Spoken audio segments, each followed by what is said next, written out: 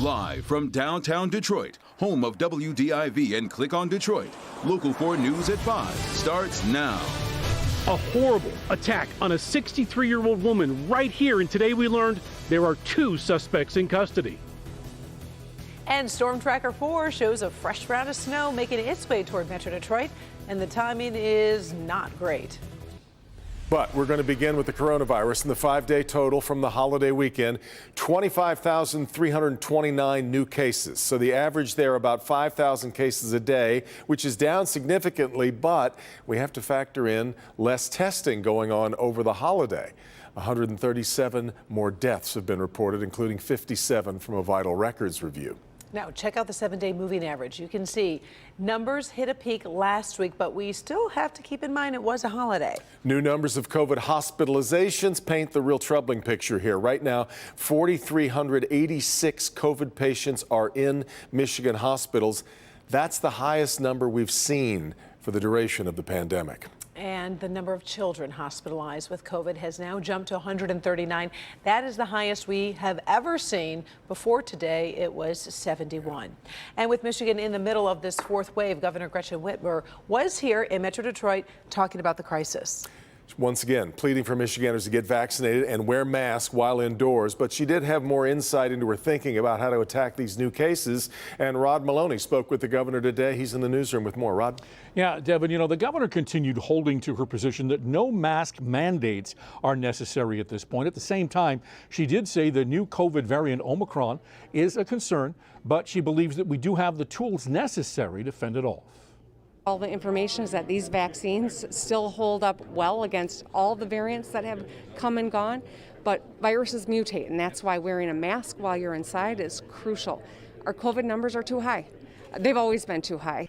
Governor Gretchen Whitmer reiterating what's different a year later, along with President Joe Biden.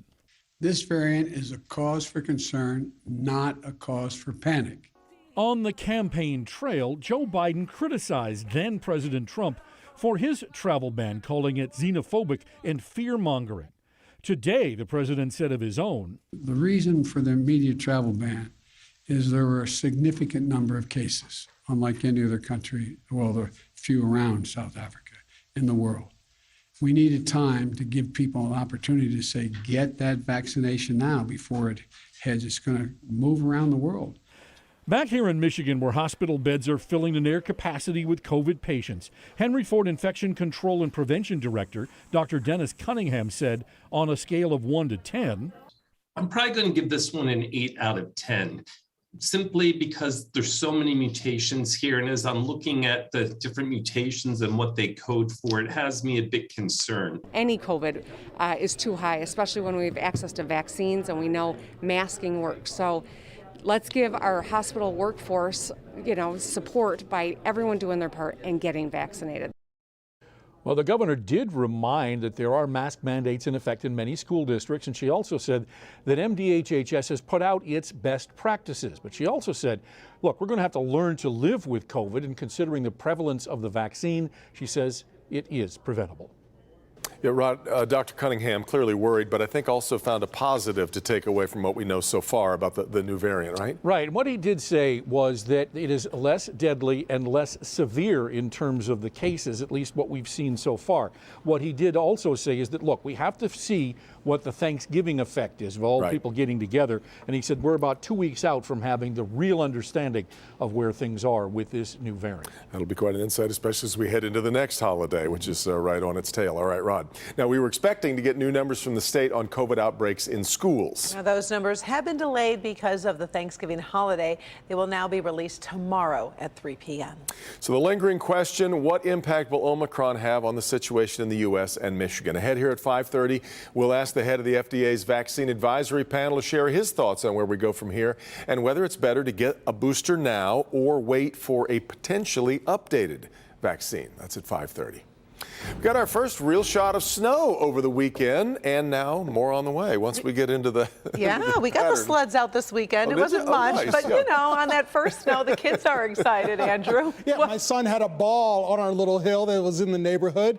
And guess what? You got a couple more inches that are on the way. The timing is not so great, but also not so bad. I mean, it arrives this evening, but when many folks are returning home from work or from picking the kids up from school, you can see some of the first flakes just now flying out toward Jackson, also down toward Adrian, parts of Lenawee County now getting a few snowflakes. Not very heavy currently, not very persistent, still a bit scattered, and the atmosphere still needs to get more saturated. And no snow falling as of yet here in Detroit or throughout most of southeast Michigan. We've got 35 degrees, so it is chilly out, and it feels even colder when you factor in the wind with wind chills that are in the 20s. Now, many folks want to get holiday shopping done early, or they have other commitments for this evening. Just be careful out there on the roads. Between now and 8 o'clock, actually between 6 and 8, that's when snow arrives throughout most of southeast Michigan. After 8 o'clock, that's when it becomes more steady, then it becomes more scattered after midnight. We'll talk about those snow totals of 1 to 2 inches in minutes.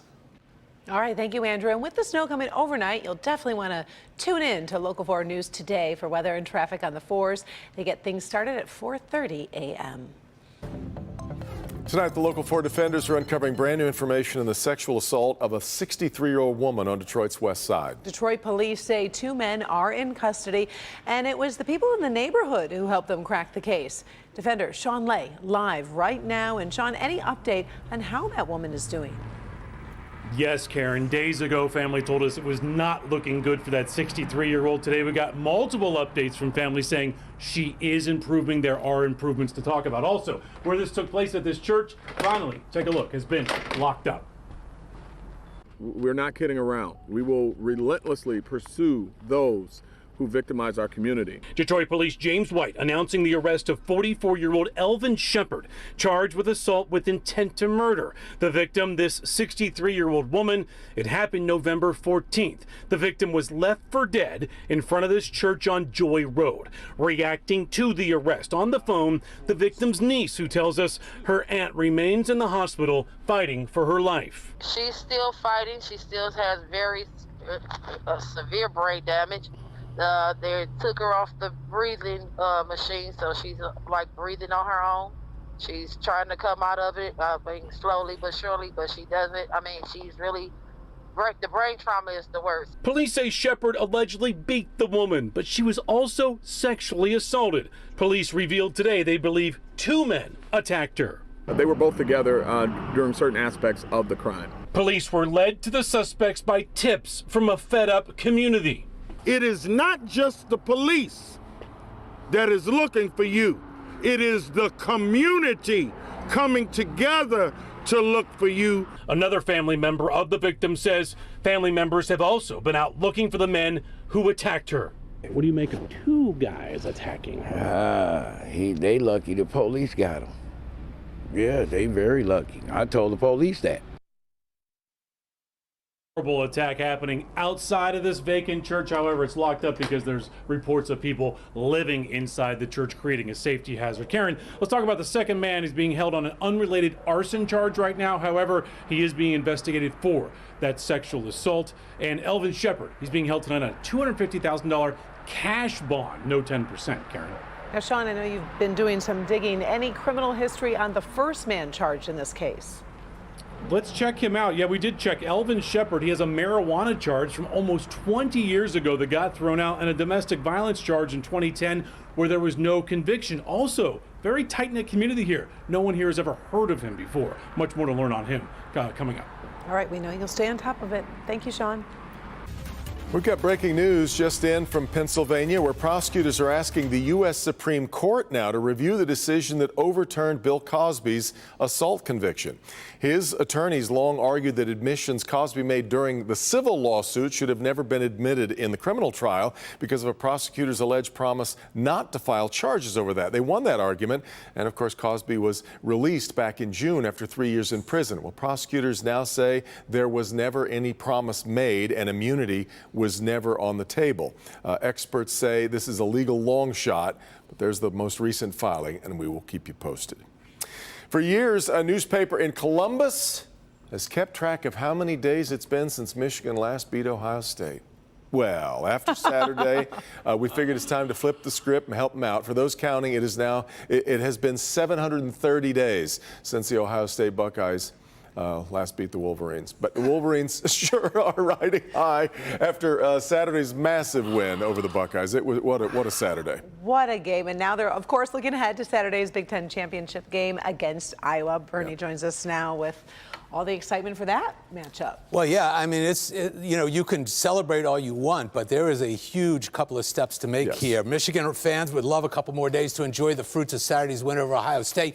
The win over the Buckeyes sets Michigan on a path that could eventually bring it the national championship. Yes, remember, if Michigan wins 3 more games, they win it all. Michigan's favored by 11 over the Hawkeyes. Jim Harbaugh said today, Iowa is a very impressive football team.